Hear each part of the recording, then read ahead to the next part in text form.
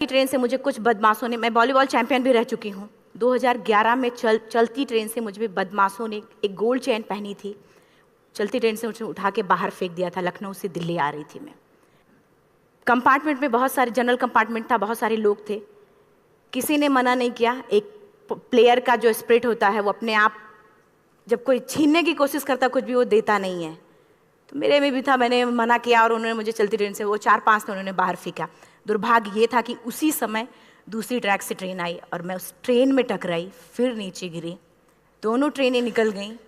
कुछ देर बाद मैंने हाथ को ऐसे रख के उठने की कोशिश किया तो देखा कि मेरा पैर कट चुका था। थाई को उठा के देखा, मेरा पैर ऐसे जीन्स में लटका हुआ था, ब्लड फोर्सफुली निकल रहा, दूसरे पैर की हड्डियाँ टूट टूट के बाहर निकल चुकी थी।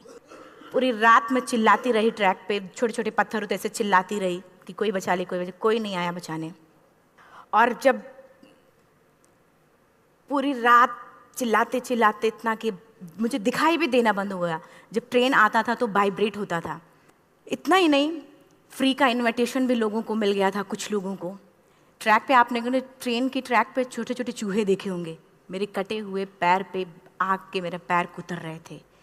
मैं ब्रेन कॉन्शियस मेरा पूरा काम कर रहा था मेरे, लेकिन बॉडी में कोई भी मूवमेंट नहीं था। पूरे पल में वही चीज़ें सोच कि कैसे मैं अपने आप को कैसे बचा पाऊँ। लेकिन करीब पूरी रात ऐसे बीता। सुबह गांव वालों ने मुझे बरेली डिस्ट्रिक्ट हॉस्पिटल यूपी में है, वहाँ पे हुआ था ये। सुबह गांव वालों ने मुझे उठाया, डिस्ट्रिक्ट हॉस्पिटल ले जाके रखा। तो फार्मासिस्ट, डॉक्टर, सीएम जितने लोग थे आपस में बातें कर रहे, अरे हमारे पास तो एनेस्थीसिया नहीं है, ब्लड नहीं है, इसका इलाज शुरू करें तो हम कैसे करें। मुझे भी नहीं दिखाई तो नहीं, लेकिन मेरा सुनाई दे रहा था सब कुछ वहाँ पे। कहाँ से हिम्मत आई मुझ में, मुझे भी नहीं पता।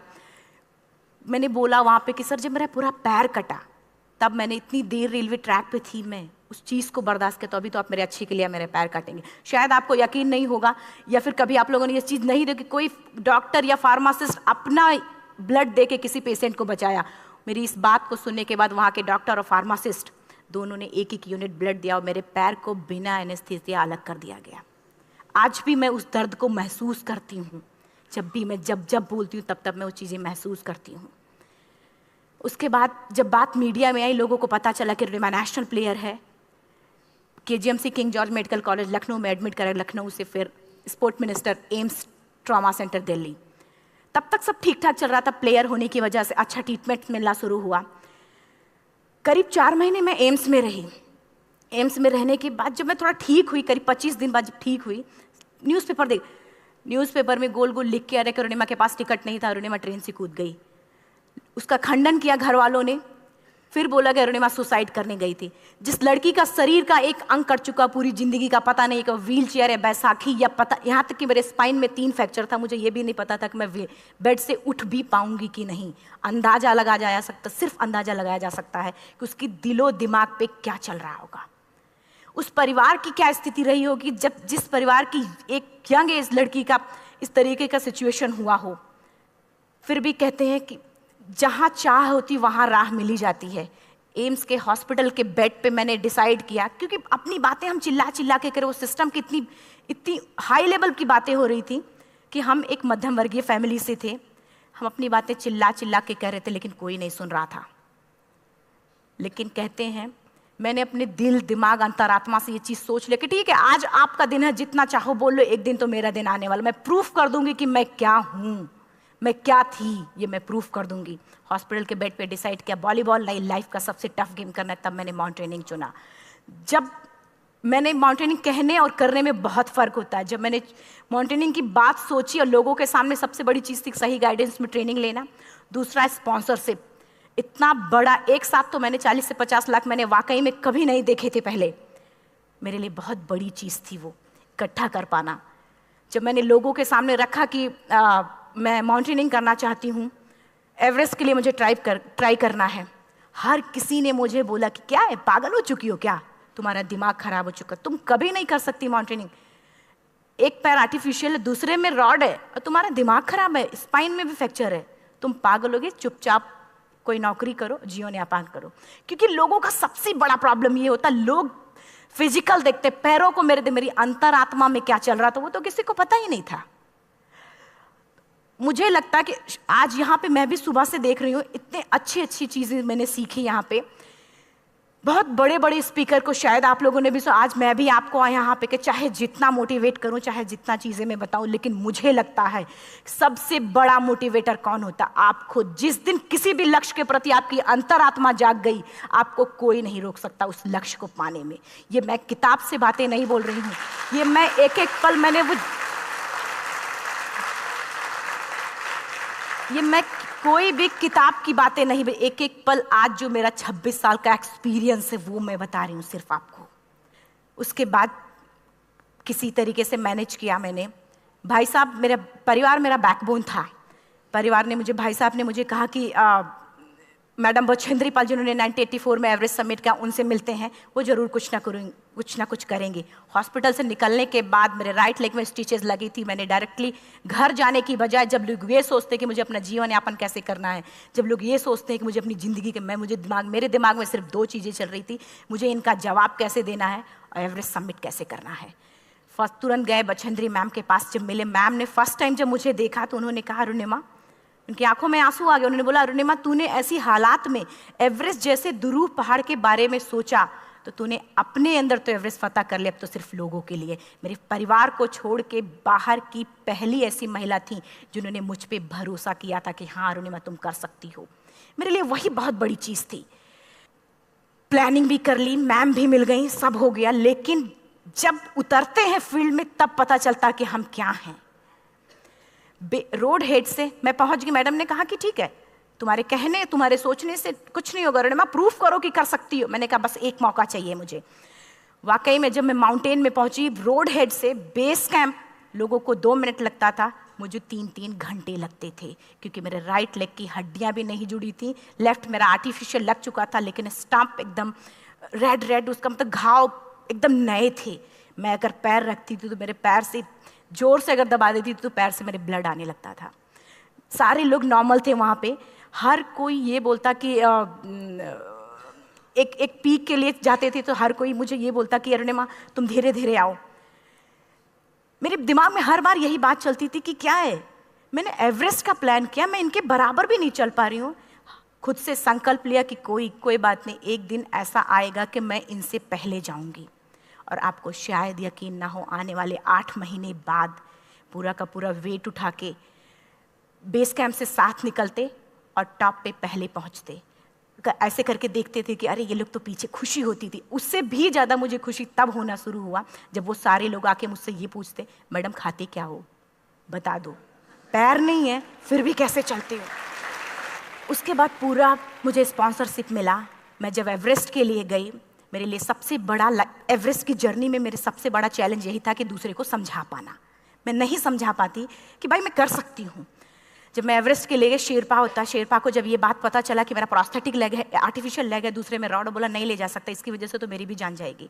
मैडम ने, हमने सबने कन्विंस किया किसी तरीके से। मन वाकई में जो टीवी में हम और उसमें फोटोज़ में देखते हैं, ब्लू और ग्रीन आइस, हिला देने वाला होता। जितना सुंदर दिखता उतना ही हिला देने वाला होता। जब मैं, हमारे ग्रुप में 6 लोग थे, रॉकी एरिया तक मैं सबसे पहले थी, लेकिन जैसे ही मैं ग्रीन और ब्लू आइस में गई, मेरा आर्टिफिशियल लेग स्लिप कर जाता था। फ्रंट पॉइंटिंग से, जब मैं फ्रंट क्रैम्पोन से फ्रंट पॉइंटिंग मारती थी, लेफ्ट से पेन होता था तब भी करते, लेकिन आर्टिफिशियल जैसे फ्रंट पॉइंटिंग मूव हो जाता, मेरा पैर ही मूव हो जाता था। शेरपा मुझे बोला नहीं हो सकता अरुणिमा, जबरदस्ती मत करो। मैंने कहा कुछ नहीं, ये मेरा पैर है, मैं जानती हूँ कैसे चलेगा। फाइनली 1, 2 बार, 3 बार करने, 4 बार, 5 बार होल हो जाता था। आइस थोड़ा टूट के निकलता था तो मैं वहाँ पैर रख के जाती थी। कैंप 3 तक ठीक था, प्रॉपर एक्लेमेटाइज किया अपने आप। कैंप 3 तक जनरली गए। बात जब कैंप 3 के ऊपर की होती है, साउथ कोल समिट, अच्छे माउंटेनियर, अच्छे दिलेर के हौसले धरे के धरे तब रह जाते हैं जब अपनी आंखों के सामने किसी को मरता देखता है। और दिमाग में बात, जब जिसको डिसीजन मेकिंग, और जब दिमाग में बातें जब ये आने लगती हैं कि अरे जिस चीज़ के लिए हम जा रहे हैं उसी चीज़ के लिए आदमी मर रहा है, इसी चीज़ के लोग लिए मर चुके हैं। रात में क्लाइंबिंग, ज़्यादा से ज़्यादा माउंटेनिंग रात में की जाती है क्योंकि वेदर शांत होता है। जब मैं रात में निकली साउथ कोल से, कैंप 4 से, मेरी हेडलाइट जिधर ही हेडलाइट जा रही थी उधर ही डेड बॉडीज़ मुझे नज़र आ रही थी। मेरे रोंगटे खड़े हो रहे थे। मुझे समझ में नहीं आ रहा था कि मैं करूं तो क्या करूं। इतना ही नहीं, मैं जिस रोप में थी उसी रोप में जब मैं आगे जा रही हूं और एक बांग्लादेशी, उनका हाथ हल्का हल्का ऐसे हिल रहा, मुंह से आवाज आ रही थी। मैं एक्सप्लेन नहीं कर सकती मुझे कितना डर लग रहा था। बार बार ये बार बार मन में आती, इसका ऑक्सीजन खत्म हुआ है, ये मर चुका है लास्ट सिचुएशन में, और हम कुछ नहीं कर पा रहे हैं, क्या करें। उसके बाद मैंने 10 से 15 मिनट सिर्फ मैं वहां खड़ी रही।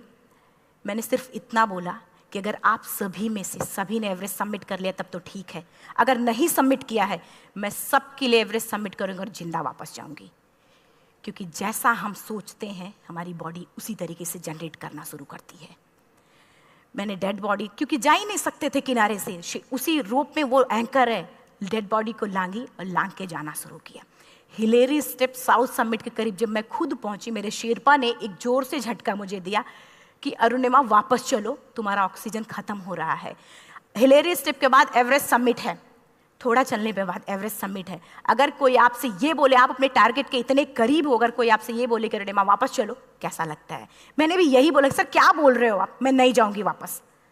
बोला अरुणिमा जिंदगी रही, दोबारा ट्राई करना और एवरेस्ट समिट हो जाएगा दोबारा तुम्हारा। मैंने कहा नहीं, ये आप जिंदगी में गोल्ड चांस बार बार नहीं आते, लाइफ में कभी कभी आता है, ये आपके ऊपर आता, आप उसको पकड़ के रखते हो या फिर छोड़ देते हो। मैं अपना गोल्ड चांस कभी नहीं, क्योंकि मैं जानती थी मुझे स्पॉन्सरशिप बहुत मुश्किल से मिला, एक बार अगर मैं छोड़ देती दोबारा मुझे कभी नहीं मिलता।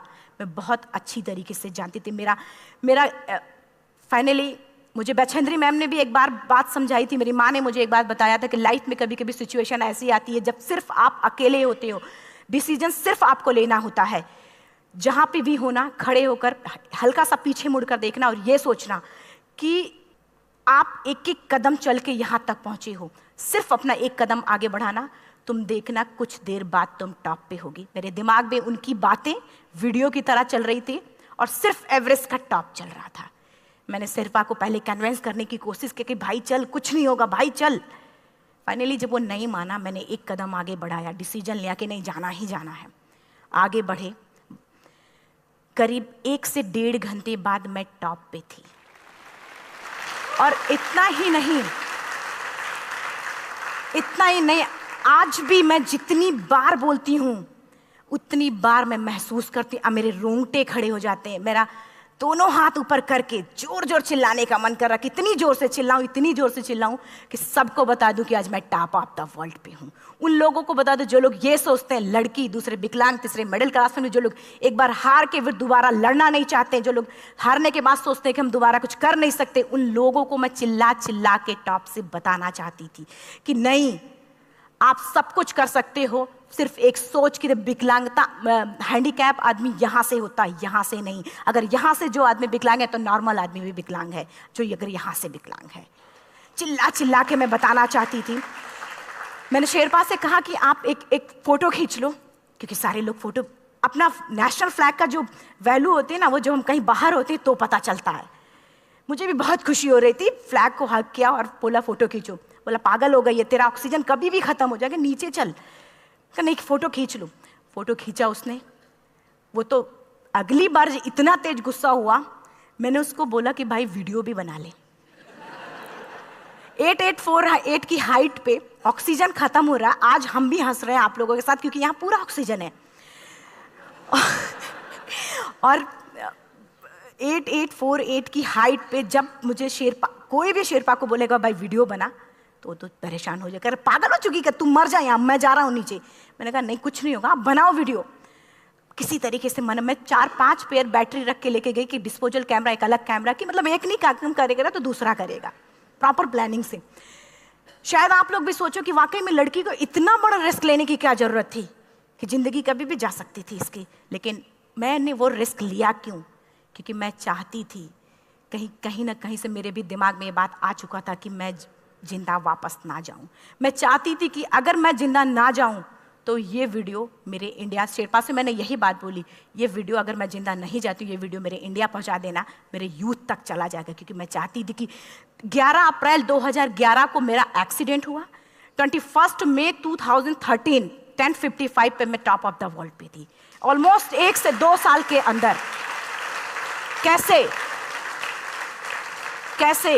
यहाँ से मैंने ये चीज़, मैंने कभी भी कामयाब होने के, मेरी वो जिंदगी बन चुकी थी, मेरा जुनून बन चुका था, मेरा पैशन मेरा जिद बन चुका था। वो मेरा सोते उठते बैठते सिर्फ मुझे एवरेस्ट दिखाई जाए। और मुझे लगता है किसी को भी अगर अपना लक्ष्य पाना है, यहाँ से अगर वो पागलपन जब तक नहीं आएगा तब तक नहीं होगा। वो फाइनली उसने वीडियो भी बनाया।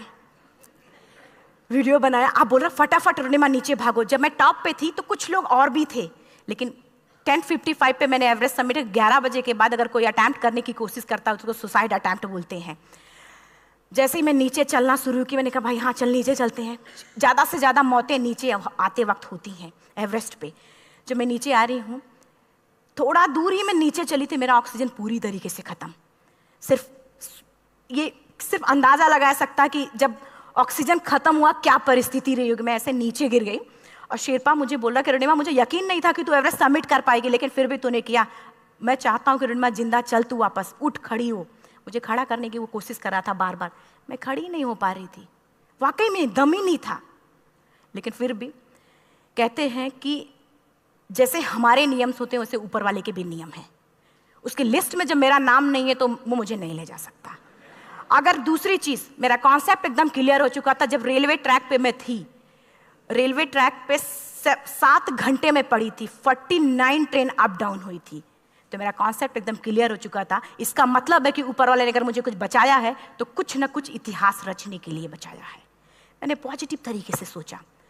और उसी समय एक ब्रिटिश क्लाइंबर नीचे से ऊपर आ रहा था और उसके पास 2 ऑक्सीजन, तो उसने एक को वहीं फेंका और दूसरे को लेके नीचे जाना शुरू किया क्योंकि वेदर ख़राब था। मेरा शेरपा मुझे एंकर किया और जाने लगा नीचे, और वो फटाफट उसको लेके आए, मुझे लगाया। उसने बोला अरुणिमा तू बहुत लकी है कि तुझे यहाँ पे ऑक्सीजन मिला है। वाकई में ऊपर वाला भी चाहता है कि तू जिंदा रहे। वो मुझे बार बार लकी लकी बोल रहा था। शायद आप लोग में से भी कोई होगा कि जो लक और भाग्य जैसी चीज़ों पे यकीन करता हो, या पता नहीं भी।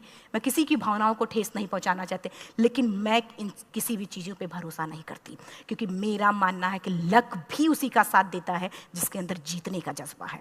अगर आपके अंदर जीतने का जज्बा नहीं है, चारों तरफ सिर्फ बहाने होते हैं, सिर्फ बहाने, इतना सारा एक्सक्यूज होता है। शायद मैं भी अगर वापस आ गई होती तो मैं बोल देती मेरा ऑक्सीजन खत्म है, कोई मुझसे पूछने ना, बछेंद्री मन न मेरा परिवार, कोई भी मुझे पूछने नहीं आता। लेकिन क्या कभी मैं अपने आप को समझा पाती? कभी नहीं।